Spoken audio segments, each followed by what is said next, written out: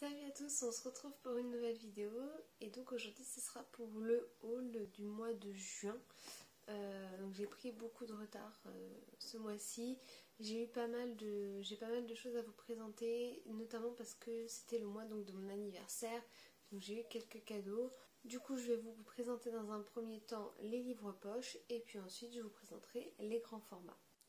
Donc dans un premier temps, il s'agit du tome 1 des Faucons de Ravera, donc de Melissa Caruso aux éditions Big Bang, donc c'est le tome 1. Et donc je l'ai pris parce que c'est vrai qu'on en a beaucoup entendu parler. Au début je voulais en grand format, mais au final c'est vrai que là je les ai vus, maintenant ils sont tous les trois tomes sont parus au format poche. Au niveau du résumé, on nous parle, au début il y a deux phrases, il y a une phrase en haut qui nous dit contrôle la magie, contrôle le monde. Et donc pour résumer, on nous parle d'alliance, on nous parle d'un monde dans lequel la magie est peu fréquente. Et on nous parle notamment d'une jeune femme qui a des pouvoirs mais qui les cache, qui vit dans la rue, qui va devoir s'allier avec une autre personne.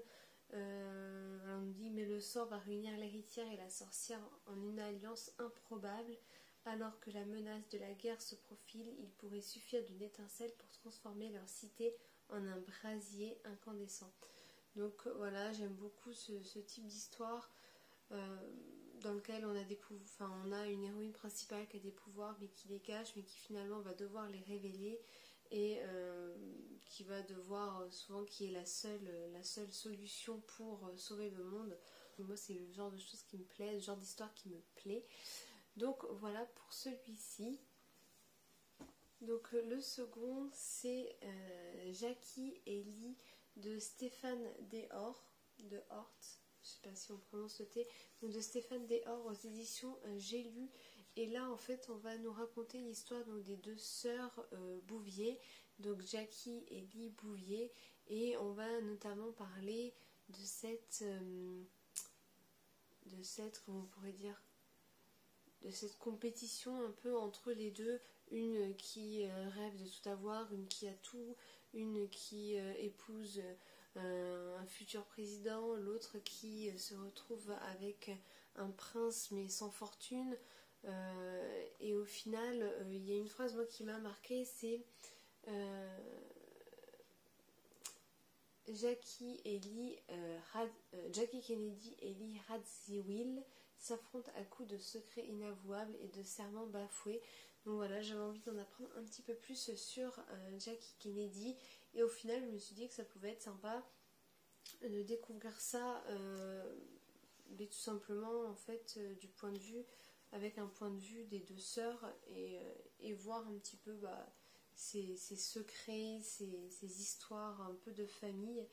Donc voilà, j'ai pris ce petit poche qui fait même pas 250 pages, et je me suis dit que pour découvrir dans un premier temps Jackie Kennedy, ça pourrait être plutôt pas mal. Pour le troisième poche, j'ai pris donc Rien n'est noir de Claire Berest aux éditions Le Livre de Poche. Et donc là, on va parler donc de Frida Kahlo, on va découvrir un petit peu plus. Je vais simplement lire le résumé, la quatrième de couverture. On nous dit: à force de vouloir m'abriter en toi, j'ai perdu de vue que c'était toi l'orage, que c'est de toi que j'aurais dû vouloir m'abriter. Mais qui a envie de vivre abrité des orages? Frida parle haut et fort, avec son corps fracassé par un accident de bus et ses manières excessives d'inviter la muerte et la vida dans chacun de ses gestes. Elle jure comme un charretier, boit des trempées de tequila. Elle aime participer à des manifestations politiques, se mettre des fleurs dans les cheveux, parler de sexe crûment et se rendre dans des fêtes à réveiller les squelettes. Elle peint. Par-dessus tout, Frida aime Diego, le peintre le plus célèbre du Mexique, son crapaud insatiable, fatal séducteur, qui couvre les murs de fresques gigantesques. Donc voilà, je pense qu'on va découvrir la vie intime, je pense, de Frida Kahlo, et pourquoi elle était avec cet homme qui, à première vue, c'est vrai qu'on se demande enfin on se dit qu'elle aurait pu trouver beaucoup mieux. Après moi je connais pas trop en fait l'histoire de Frida Kahlo. C'est vrai que c'est un personnage dont il y a eu une vague pendant un moment, on a entendu vraiment souvent parler. Ça a été très tendance, même les t-shirts avec Frida Kahlo, etc. Et en fait, j'avais envie d'en découvrir plus sur elle, sur la personne qu'elle était. Et puis, c'est vrai que c'est une personne, quand on la voit, c'est une femme qui attise la curiosité, je trouve. Et voilà, moi, c'est ce qui m'a donné envie de découvrir ce petit livre. Et au début, je savais pas trop, j'avais envie de découvrir des choses sur elle, mais je savais pas trop vers quoi m'orienter. Et en fait, il me semble que c'est Mrs. Book-Yarmond qui a parlé de ce petit livre en fait dans une de ses vidéos. Et du coup je me suis dit, elle l'avait beaucoup apprécié, je me suis dit pourquoi pas tester et pourquoi pas tenter celui-ci, donc ces chaussettes. Et du coup le dernier poche de cette vidéo, il s'agit de Le Tour du Monde en 80 jours de Jules Verne. Et c'est aux éditions Folio Classique. Alors celui-ci je ne l'ai pas acheté, c'est simplement que dans mon espace culturel, quand on achetait, je crois que c'était 2 livres poche, du coup on avait un 3e livre offert et c'était à choisir dans un carton en fait qu'il y avait au niveau de la caisse. Voilà, il n'y avait pas grand chose et au final j'ai pris celui-ci. Je trouve que c'est un classique et c'est vrai que j'ai jamais lu, donc je me suis dit que c'était l'occasion de le découvrir et puis comme ça quand je voudrais le lire, je sais que je l'aurai, même si c'est pas du tout une priorité pour l'instant. Mais voilà, je me dis qu'un petit classique, ça peut pas faire de mal. Et j'avais pas vu dedans, il y a des cartes, c'est des illustrations. Et... Hop, je viens de voir ça. Cette femme était jolie. Donc voilà, je me suis dit que ça pouvait être sympa, un petit classique en poche. Donc je vais continuer avec les grands formats. Donc pour commencer, j'ai pris Broadway Limited. C'est le tome 1, donc c'est Un dîner avec Cary Grant et c'est de Malika Ferjouk. J'avais lu de Malika Ferjouk, c'était la BD des 4 sœurs. Moi c'est ça, les 4 sœurs, et en fait il y a un tome hiver, printemps, été, automne, et j'avais lu le tome hiver qui était plutôt sympa. Et j'avais bien aimé, après ça n'a rien à voir vu que c'était un graphique, mais voilà, je m'étais dit que c'était plutôt sympa. Celui-ci, il est je l'ai pris je l'ai pris aux éditions L'École des loisirs. Et donc là on est en automne 1948 et en fait il va y avoir un gros malentendu puisque on va avoir un étudiant donc français qui va débarquer à New York et il va aller en fait dans une pension qui s'appelle la pension Giboulet pour pouvoir loger. Et en fait c'est une pension qui est réservée uniquement à la gente féminine. Or lui est un homme, mais en fait il a un prénom qui peut tendre à confusion puisqu'il s'appelle Jocelyn et du coup il va y avoir plein de petites péripéties dû à ce quiproquo. On nous dit que heureusement qu'il sait jouer du piano et donc il va être embarqué dans cette vie un peu trépidante de New York des années 50. Donc voilà, j'ai hâte de découvrir. En fait c'est pas un poche, mais c'est pas non plus un grand format parce que voilà le poche est pour un grand format par exemple. Donc c'est vraiment entre les deux.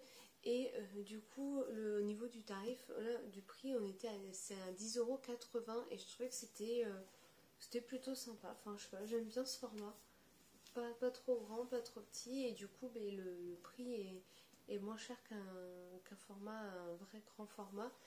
Donc voilà, je sais qu'il y en a 3, alors je sais pas s'il y en a plus, mais en tout cas moi dans l'espace culturel il y avait les 3 premiers tomes, ou les 3 tomes, et à chaque fois il y avait donc dedans, le nom du tome, il y avait une personne, le nom d'une célébrité, et voilà. J'ai hâte de découvrir, ça a l'air vraiment sympa. Maintenant, je sais pas trop si je le lis maintenant ou si j'attends un petit peu, vu qu'on nous dit que ça se passe en automne. Là sur la couverture, on voit qu'il y a on voit qu'il y a de la neige. Donc je pense que je vais attendre et je vais le lire plutôt à la mi-saison entre l'automne et l'hiver pour découvrir les aventures donc, de Jocelyn au sein de la pension Giboulet. Donc le livre suivant, il s'agit de sang, d'écume et de glace. Donc c'est le tome 1, La Métamorphose. C'est de Alexiane Delis et aux éditions Michel Lafon. Et juste rien que le livre, franchement, il est vraiment il est magnifique. Il y a du vernis sélectif au niveau des bulles comme ça. Et l'image est splendide. Et sur le côté, on a également un peu de vernis sélectif et derrière aussi. Et il est juste trop beau. C'est un beau bébé quand même. Il fait ah non, même pas. En fait, je trouve qu'il fait assez épais, mais en fait, il fait même pas 500 pages. Donc là, on va suivre Perséphone qui est une lycéenne qui a donc, on nous dit qu'elle a une maladie mystérieuse qui la rend fébrile, qui l'affaiblit de jour en jour. Et en fait, elle va passer ses vacances dans le Finistère. Ses vacances d'été, on nous dit qu'elle va être chez une tante excentrique. Et donc c'est la première fois, on nous dit également que c'est la première fois qu'elle fait face à une étendue d'eau, que c'est la première fois qu'elle se retrouve face à l'océan et que finalement elle se sent tout de suite en adéquation avec ce milieu. Mais j'ai hâte de découvrir en fait, j'ai pas beaucoup lu de livres sur le milieu aquatique et c'est vraiment quelque chose qui me donne envie en fait de découvrir. Et ben, là je pense que de toute façon l'été, cette période c'est le meilleur moment en fait pour découvrir ce type d'histoire. Donc je pense clairement que je vais le lire pendant le mois d'août et puis je vous en reparlerai par la suite. Mais en tout cas oui, j'ai très hâte de le lire.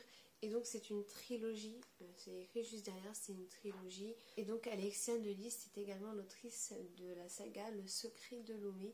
Donc si vous avez aimé sa plume dans cette série, n'hésitez pas à tester celle-ci. Et vraiment, cet objet livre est vraiment magnifique. Voilà. Donc le livre suivant, il s'agit de L'homme de Césarée de Françoise Chandernagor aux éditions Albin Michel. Et donc je vous avais présenté dans un précédent haul le tome 1 et le tome 2 qui étaient Les enfants d'Alexandrie et le tome 2 c'était Les dames de Rome. Et donc ici j'ai eu donc le tome 3 pour mon anniversaire et il est toujours question à peu près des mêmes sujets. En fait on va suivre la seule et unique enfant de Cléopâtre et de Antoine. Et on nous parle dans ce pitch, donc pour ce tome 3, de vengeance de famille, d'une union justement pour réussir cette vengeance. On nous parle de secrets révélés. Et donc, moi c'est quelque chose vraiment qui m'intéressait. Et de découvrir comme ça, ce sont vraiment des thèmes qui me plaisent. Et j'ai hâte d'en savoir un petit peu plus sur cet enfant unique du couple très connu de Cléopâtre et de César et d'Antoine. Mais j'ai hâte de lire cette trilogie en tout cas. Donc le livre suivant, il s'agit de Fille de Camille Laurens aux éditions NRF. Donc c'est le premier NRF que j'aurai dans ma pile à lire. Et donc ici on va simplement traiter de la place de la femme dans la société. On va suivre, je sais plus, Laurence Barraquet. Je vais vous lire le résumé parce qu'il est plutôt intéressant. Donc, au début il y a en fait la définition du mot fille. Donc on nous dit qu'il y a 4 manières de définir fille. Donc on nous dit que c'est un nom féminin, que c'est une personne de sexe féminin considérée par rapport à son père, à sa mère. On nous dit ensuite que c'est un enfant de sexe féminin. Puis on nous dit donc de manière vieillie que c'est une femme non mariée. Et ensuite le quatrième définition c'est prostituée. Donc le résumé c'est Laurence Barraquet grandit avec sa sœur dans les années 1960 à Rouen. Vous avez des enfants demande-t-on à son père. Non, j'ai 2 filles, répond-il. Naître garçon aurait sans doute facilité les choses. Un garçon, c'est toujours mieux qu'une garce. Puis Laurence devient mère dans les années 90. Être une fille, avoir une fille, comment faire, que transmettre? L'écriture de Camille Laurens atteint ici une maîtrise exceptionnelle qui restitue les mouvements intimes au sein des mutations sociales et met en lumière l'importance des mots dans la construction d'une vie. Donc vraiment, il a l'air vraiment super. Franchement, j'ai hâte de découvrir, j'ai hâte de lire. C'est pas vraiment dans mon style de prédilection, mais je sais pas, j'ai hâte quand même de découvrir ce petit livre. Et il est vraiment pas très long, il fait 222 pages à peu près. Donc voilà, j'ai hâte de découvrir ça et puis j'en reparlerai de toute façon. Donc le livre suivant, il s'agit de Le Paris des Merveilles de Pierre Pével aux éditions Bragelonne. Bragelonne qui a sorti comme ça des intégrales. Là il y a les trois tomes, la trilogie donc, du Paris des Merveilles. Et en fait les livres étaient à 10 € puisque Bragelonne fête ses 20 ans et ils ont fait une sélection de 10 sagas à 10 €.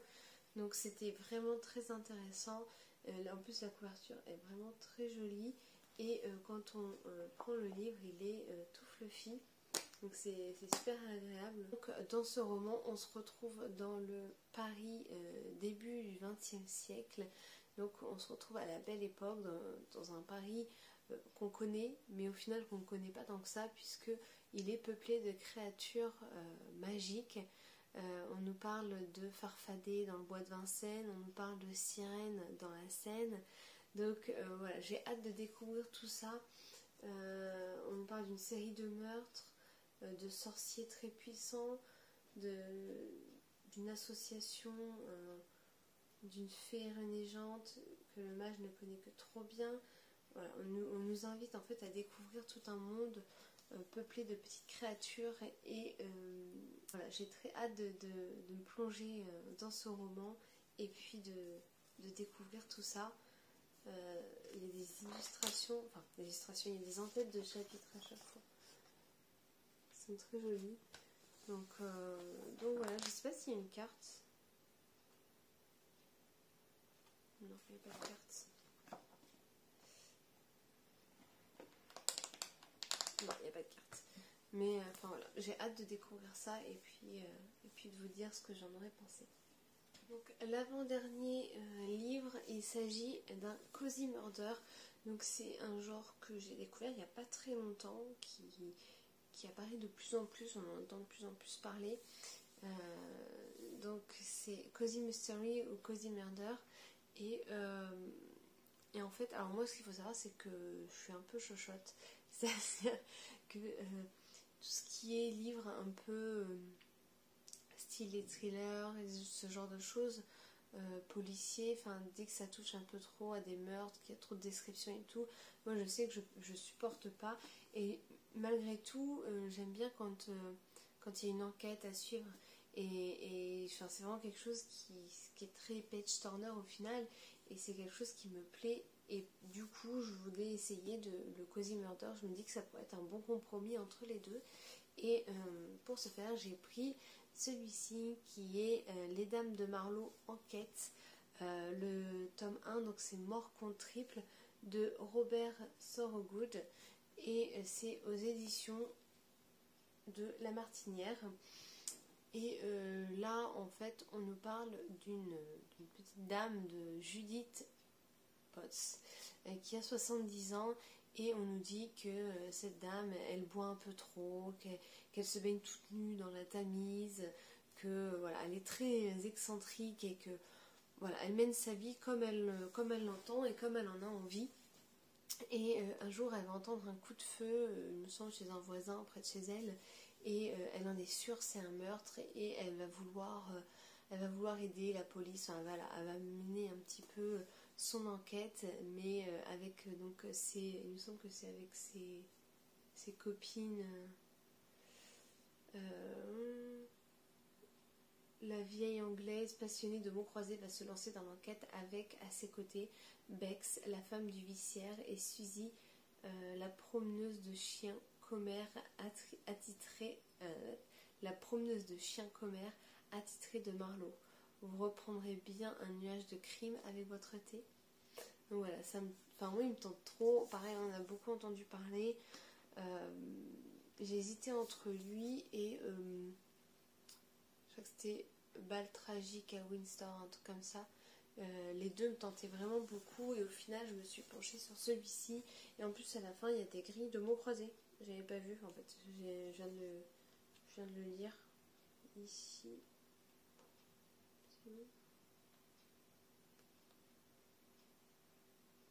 Ah, c'est la solution. Non, page 92. Ah non, c'est pas à la fin en fait, ça doit être dedans. Alors, page 92, est-ce qu'il y a une grille de mots croisés? Ah ouais. Ah c'est... Ah super. En fait c'est les bilans de l'enquête. Donc je pense qu'il y a 3 grilles, donc il doit y avoir 3 bilans d'enquête. Et en fait on fait les mots croisés et à la fin... D'accord, super. Avec là, horizontale, verticale. Et du coup, bon bah j'ai pas regardé, mais hop, je vois que là on a les solutions du coup à la fin du livre. Ah c'est super. Bah déjà que j'avais hâte de le découvrir, mais du coup j'ai encore plus hâte de me plonger dedans. Super, j'ai hâte. Donc le dernier roman que j'ai à vous présenter, il s'agit de À la lumière de nos jours de Clarisse Savard aux éditions Charleston. C'est un beau bébé quand même, il fait je pense presque 600 pages. Ouais, presque quasiment 600 pages. Et donc c'est un livre qui me fait envie depuis très longtemps, depuis sa sortie quasiment. Sauf que bon, je me disais que j'avais plein d'autres livres à lire et que c'était pas une priorité. Et au final, je l'ai eu pour mon anniversaire, donc j'étais trop contente. Et donc dans celui-ci, on nous parle de Julia qui vient de rater son concours de pâtisserie, qui a perdu sa maman récemment et qui va donc retourner en fin fond, en plein cœur de la Touraine pour renouer avec sa famille. Elle va revoir donc sa grand-mère, je crois que c'est sa grand-mère. Oui, sa grand-mère Suzette, qui a une pâtisserie et qui va vouloir qu'elle reprenne la suite de la pâtisserie. Et au final, sans s'en rendre compte, Julia va se retrouver en plein cœur d'une histoire de 3 générations de secrets de famille vont ressurgir. On nous parle de secrets liés à la période de l'occupation. On nous parle des faubourgs parisiens dans les années 1900. Franchement, c'était vraiment une compilation en fait de tout ce qui pourrait me plaire. Donc j'ai vraiment très hâte de m'y plonger. Ça fait plusieurs fois que je veux le commencer, mais au final je me dis que je voulais finir des sagas que j'avais en cours, mais je crois que je ne vais pas pouvoir attendre vraiment très longtemps parce que à chaque fois je suis frustrée de ne pas pouvoir me lancer dans la lecture de celui-ci. Donc je pense que ça va être un des prochains, les prochains romans que je vais commencer, et voilà.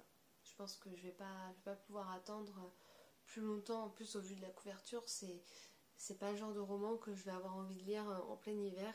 Donc je pense que je vais le commencer incessamment sous peu, et je reviendrai vers vous pour vous dire ce que j'en ai pensé. Donc voilà, cette vidéo est terminée, j'espère qu'elle vous aura plu. J'avais quand même pas mal de choses à présenter, donc j'espère que ça ne sera pas trop long, ça n'aura pas été trop long pour vous. En tout cas, j'ai hâte de lire tout ça. Là, j'ai vraiment le choix en termes de genre littéraire. Voilà, j'ai hâte de lire tout ça et de vous en reparler par la suite. Je vous fais de très gros bisous et je vous dis à bientôt pour une prochaine vidéo.